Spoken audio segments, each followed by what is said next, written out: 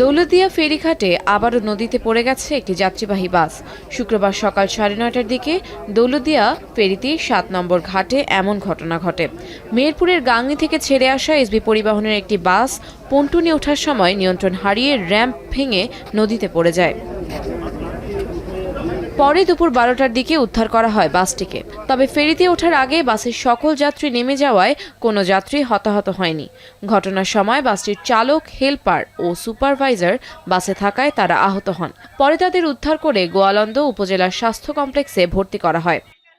আমাদের এই যে গাড়িটা একদম মনে হয় যেন পাহাড় থেকে নামতেছে ঢাকা, এরকম হওয়া উচিত না।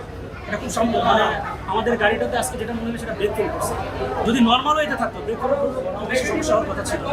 গত 25শে মার্চ একই ঘাটে সৌহার্দ্য পরিবহনের একটি বাস নদীতে পড়ে 26 জন নিহত হন।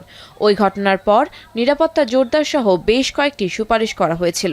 আমাদের এই ধরনের পোর্ট তো নেই, আমাদের নৌবন্দর আধুনিকভাবে গড়ে তোলার জন্য একটা প্রস্তাবনাও আমরা ডিসিস কনফারেন্সে দিয়েছি। এখন এটা তো সময় সাপেক্ষ বিষয়, মানুষের জীবন তো আর থেমে থাকবে না।